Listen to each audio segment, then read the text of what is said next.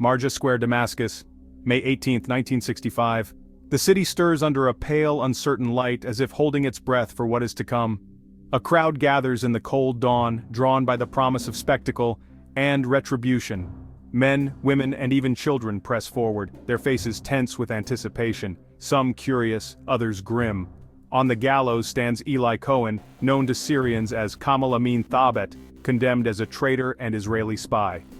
His double life has come to a dramatic public end. A white banner around his neck lists his crimes: espionage, betrayal, and deceit. The words are meant to shame, but they cannot erase his resolve.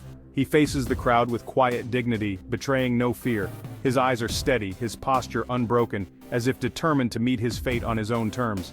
As the executioner fits the noose, Eli's gaze sweeps the crowd, perhaps searching for a trace of mercy, or thinking of his family in Bat Yam, still unaware of their loss. In these final moments, his thoughts may drift to his wife Nadia, his children, and the life he left behind. For years, he had lived among Syria's elite, trusted and admired, all while passing their secrets to Israel. He attended their gatherings, shared their meals, and earned their confidence, all the while risking everything. Now, the final act unfolds. The sentence is read. The crowd murmurs, a low, anxious hum. The trapdoor opens and history pivots in a single, irreversible moment. Eli Cohen's body hangs, but his legend is born. In death, he becomes larger than life, a figure both feared and revered. To Syrians, he is the ultimate infiltrator, a man who deceived a nation and paid the ultimate price. To Israelis, a hero whose sacrifice changed the course of history. His courage and cunning would inspire generations to come. His execution is broadcast live, a warning to enemies, a rallying cry for Israel. Across radios and televisions, his fate is sealed before the world. For 6 hours, his body remains on display, but the secrets he uncovered will echo far longer. The message is clear. Espionage comes at a terrible cost. Eli Cohen's death is not just an end, but the beginning of a myth. His story will be told and retold, growing with each telling. He becomes a symbol of the hidden war for Israel's survival. In the shadows, others will follow in his footsteps, inspired by his legacy. His intelligence would shape the fate of nations, altering the balance of power in the Middle East for years to come.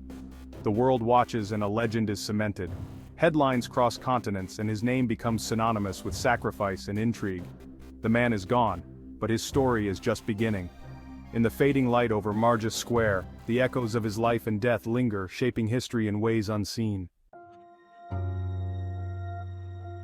Eliyahu Ben Shaul Cohen was born in Alexandria, Egypt in 1924, into a devout Zionist family that cherished their heritage and dreams of a Jewish homeland. Brilliant and driven, Eli grew up amid rising anti-Jewish sentiment, feeling both Egyptian and forever tied to the dream of Israel, a land he had never seen but felt deeply connected to.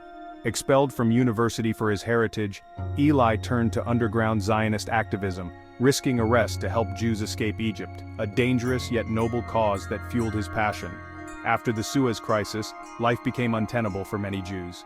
In 1957, Eli joined his family in Israel, leaving behind the only home he'd known, a bittersweet departure filled with hope and uncertainty. In Bat Yam, he worked as a clerk, then an accountant, and married Nadia, an Iraqi immigrant. Together, they started a family, seeking peace and stability in a new land. But Eli's skills, fluent Arabic, a photographic memory, and a passion for Israel, did not go unnoticed by those who sought to protect the nation. The Mossad saw potential in the man shaped by exile and danger, recognizing his unique abilities as invaluable assets. Eli's journey from Alexandria's alleys to Israel's shores was only the prologue to a much larger story. He was restless, unable to settle for a quiet life, driven by a sense of purpose that kept him awake at night. The stage was set for a new, perilous chapter, one that would test his courage and resolve.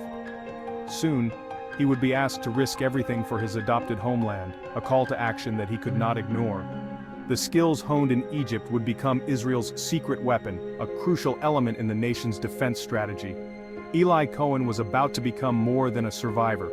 He was about to become a legend, a hero whose story would inspire generations.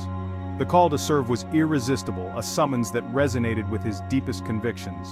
The next act would take him deep into the heart of Israel's greatest enemy, a mission fraught with danger and intrigue.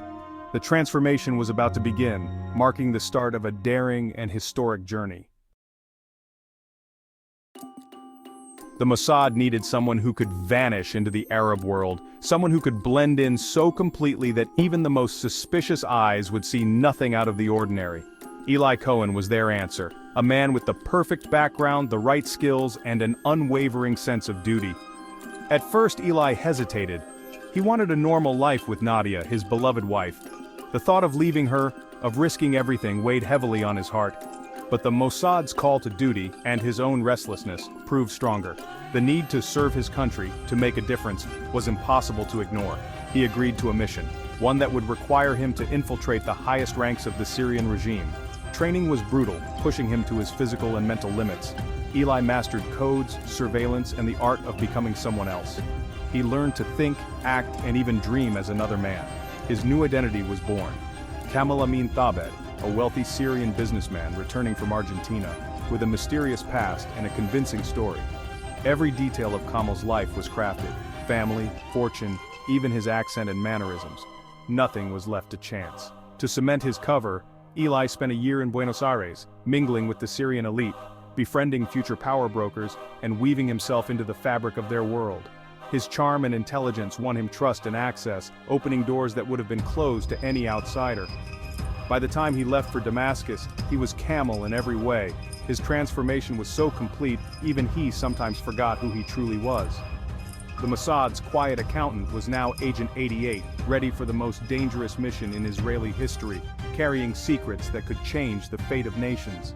He was about to walk into the lion's den, where every step could be his last, and every word could mean life or death. The fate of nations would soon rest on his shoulders, as the world unknowingly watched history unfold. Eli Cohen was no longer just a man. He was a weapon, forged in secrecy and sacrifice. The transformation was complete. The mission began. February 1962. Kamal Amin Thabet arrives in Damascus, instantly captivating the city's elite. His lavish apartment faces the Syrian army HQ, perfect for a spy. Kamal's parties become legendary, drawing generals and ministers who trust him implicitly. He donates to the Ba'ath Party, speaks passionately against Israel, and befriends President Amin al-Hafez. No one suspects the truth. Kamal is Eli Cohen, Israel's eyes and ears in Syria. At night, he transmits secrets to Tel Aviv. Military plans, weapons deals, internal rivalries. His influence grows. He tours military sites, including the Golan Heights, and is even considered for Deputy Minister of Defense. The depth of his infiltration is unprecedented. Eli Cohen is playing the most dangerous game in the Middle East. As Camel, he is untouchable, until he isn't. Eli Cohen's greatest coup: mapping the Syrian defenses on the Golan Heights. He suggests planting eucalyptus trees to shade Syrian bunkers, unknowingly marking them for Israeli pilots. His reports detail every trench, gun, and secret depot. When the Six-Day War erupts, Israel's forces know exactly where to strike. The Golan's impenetrable fortress falls in 2 days thanks to Eli's intelligence. Hundreds of Israeli lives are saved. Eli Cohen never saw the victory, but his work changed the region forever. Agent 88's legacy was written in the hills of the Golan. Behind the glamour, Eli Cohen lived in constant fear and loneliness. Every day in Damascus was a performance, every friend a potential executioner. He missed Nadia and his children desperately, returning home only for brief, tense visits. To his family, he was a traveling buyer. To himself, a man torn in two. Nadia sensed the danger, begging him to quit, but Eli pressed on, duty outweighing desire. His only solace: coded messages home, and the hope of one last return. On his final visit, exhaustion and anxiety showed. He pleaded to end the mission, warning the risk was too great. The Mossad insisted, one last trip, one last report. Eli agreed, sealing his fate. The double life had become unbearable. The cost of service was mounting. The end was near. Eli Cohen's heart was divided, but his resolve never wavered.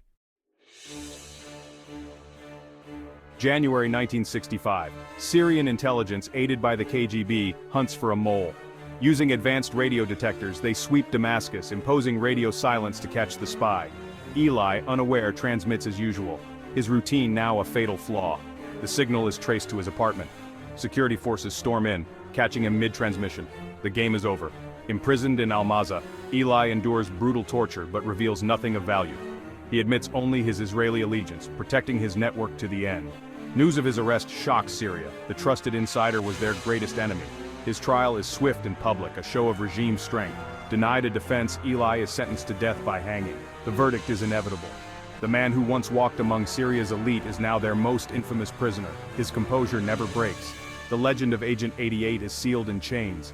The world takes notice. The final chapter approaches. As execution nears, a global campaign pleads for Eli Cohen's life.